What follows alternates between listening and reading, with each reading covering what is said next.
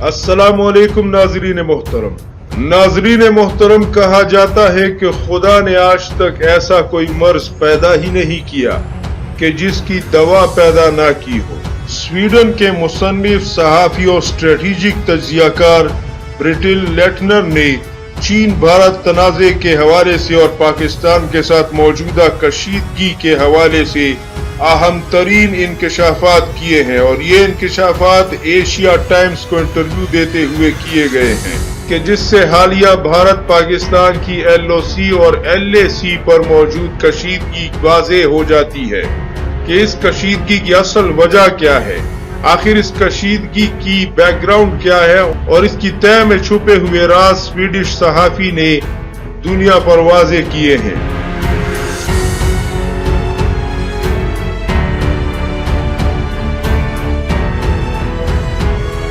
لیکن ناظرین محترم، اس اہم ویڈیو کو آگے بڑھانے سے پہلے تھوڑا آپ کو پس منظر میں لے جانا چاہتا ہوں۔ بھارت کی کٹر بندی سرکار جو کہ پاکستان میں دہشت گردی کروا کر اور کلبھوشن یادیو جیسے بدبختوں کو ایران سے بلوچستان میں دہشت گردی کی کارروائیاں کروانے کے لیے چین اور پاکستان کے سی پیک منصوبے کو ختم کرنے کے لیے بھارت نے ہزاروں جتن کیے۔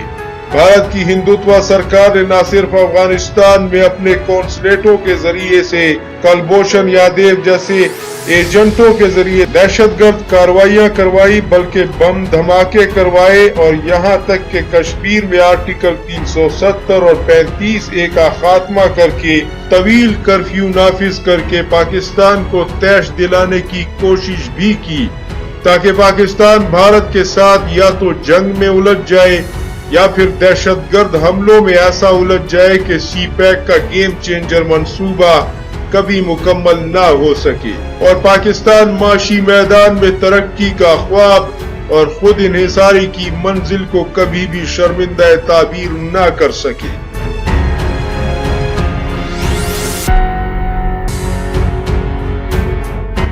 لیکن قدرت کو کچھ اور ہی منظور تھا۔ ISI کا کلبھوشن یادیو کو 250 دہشت گردوں کے نیٹ ورک سمیت زمین بوس کر دینا اور اسے اٹھا کر پاکستان لے آنا، اور چین کا لداخ میں گھس کر قبضہ کرنا اور بھارتی ہندوتوا سینا کی درگت بنا دینا، چابہار بندرگاہ ایران سے چین اور پاکستان کا بھارت کا بستر گول کر دینا، بھوٹان کا بھارتی پانی بند کر دینا، نیپال کا بھارت کے ساتھ متنازع علاقوں میں گھس کر فوج بٹھا دینا، وقت کے ایسے بے رحم تھپڑ ہیں جو کہ بھارت ماتا کے گالوں کو مار مار کر ہر گزرتے دن کے ساتھ لال کرتے جا رہے ہیں۔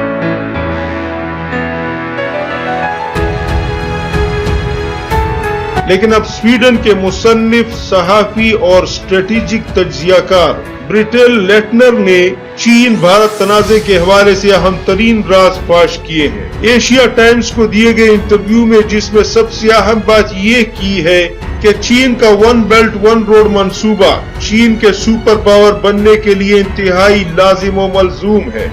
اور بھارت نے امریکہ کے کہنے پر اس میں رکاوٹ ڈالنے کی غلطی کر دی تھی اور سی پیک کو ناکام بنانے کی کارروائیاں بھی کی، جو کہ اس منصوبے کا آخری سرا ہے اور پاکستان کی گوادر بندرگاہ تک پہنچتا ہے۔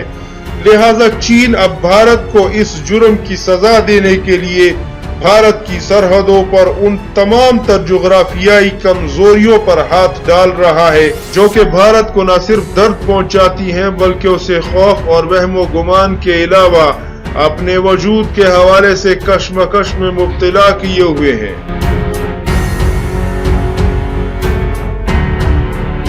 بھارت کی 7 ریاستوں کو ملانے والی 20 کلومیٹر کی مختصر پٹی اور ایک ایسا گلیارہ جس پر چینی فوج کا اتنی بڑی تعداد میں خطرناک ہتھیاروں اور جنگی طیاروں کے ساتھ بیٹھ جانا، نیپال کو سیاچن کے ایک راستے پر بٹھا دینا اور خود لداخ میں چین کا بیٹھ جانا، بھارتی سینا کو گھیر لینا، صرف یہی نہیں بلکہ اروناچل پردیش اور اتراکھنڈ کے علاقوں میں گھس کر اب وہاں میکشی نامی جدید ترین بختربند گاڑیوں اور لائٹ ویٹ ٹینکوں کو سینکڑوں کے حساب سے تعینات کرنا تاکہ لڑائی کے دوران سنگلاخ پہاڑوں اور چٹانوں پر ये लाइट टैंक और बख्तरबंद गाड़ियां बरक रफ्तारी से सफर करती रहे और दुश्मन की कमर तोड़कर रख दें। सिर्फ यही नहीं बल्कि भारतीय सरहद के करीब होटान एयरबेस पर चीन ने दुनिया के जदीद तरीन 5वीं जनरेशन के लड़ाका तैयारे J-20 तैनात किए हैं। बहुत भारी तादाद में तैनात होने वाले J-20 तैयारे किसी भी वक्त भारत के 7 सरहदी सूबों पर खतरनाक बमबारी के मकसद के लिए तैनात किए गए हैं।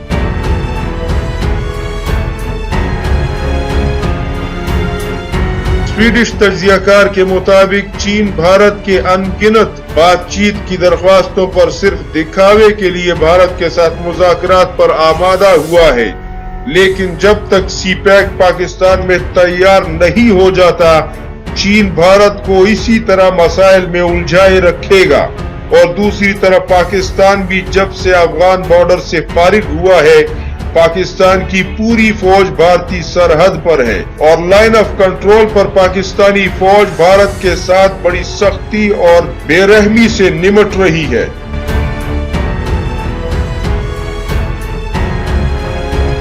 लिहाजा नरेंद्र मोदी की अहमकाना पॉलिसियों ने भारत को 2 एटमी ताकतों के भंवर में फंसा कर रख दिया है और अब भारत के पाकिस्तान के खिलाफ पानी के हथियार को इस्तेमाल करने के हवाले से भी चीन ने बंदोबस्त कर लिया है। और वो चीन से ब्रह्मपुत्रा की नदी, जो कि भारत के करोड़ों किसानों की जिंदगियां वाबस्ता किए हुए है, चीन इस पर न सिर्फ डैम बनाता जा रहा है बल्कि इस पानी को मुकम्मल तौर पर भारत से मोड़ने का मंसूबा भी वाज़े कर चुका है। अगर भारत पाकिस्तान के पानियों पर रोक लगाने की कोशिश करे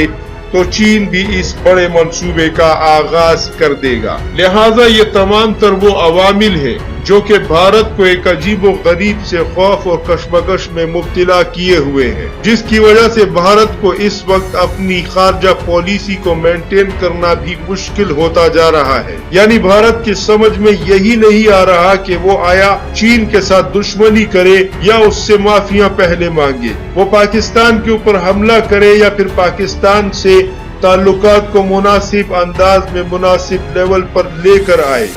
वो अमेरिका की आशीर्वाद से चीन को आंखें दिखाए या फिर अमेरिका को टाटा बाय बाय करके फारिग कर दे। लिहाजा इस वक्त नरेंद्र मोदी की सरकार सर जोड़कर सिर्फ इसी मसले में फंसी हुई है कि 2 एटमी ताकतों के दरमियान भारत माता एक सैंडविच की तरह फंस चुकी है और अब इससे निकलना इतना आसान काम नहीं है,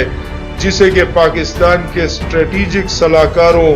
और चीन के स्ट्रेटेजिक थिंक टैंक्स के हवाले से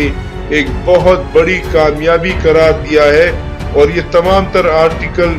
एशिया टाइम्स में भी छपा है, जिसमें स्वीडिश सहाफी ने इन तमाम तर बातों का इजहार किया जो कि चीन के दौरे पर गए हुए थे।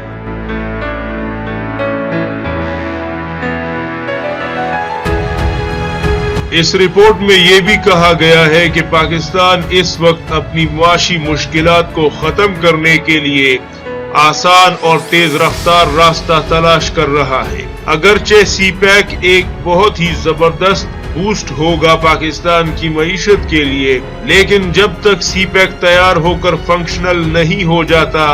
पाकिस्तान मनी लॉन्ड्रिंग और करप्शन जैसे मामलात और माशी नमू की इस्लाहात पर काफी काम कर रहा है, जिसके समरात आहिस्ता आहिस्ता पाकिस्तानी मईशत में नमूदार हो रहे हैं, जिसकी वजह से ये महसूस हो रहा है कि पाकिस्तान मुस्तकबिल करीब में एक मजबूत मुआशी साख हासिल करने में कामयाब हो जाएगा। और शायद यही वो वक्त होगा जब पाकिस्तान मुआशी तौर पर मुस्तहकम होकर जनूबी एशिया ही नहीं बल्कि पूरे एशिया में अपनी बालादस्ती कायम करने के लिए जबरदस्त इकदामात उठाएगा, जिसके लिए बड़ी बेचैनी और बेसब्री से पाकिस्तानी कौम इंतजार कर रही है। अल्लाह ताला पाकिस्तान की और पाकिस्तान के रहने वालों और तमाम मुसलमानों की हिफाजत करे। पाकिस्तान जिंदाबाद।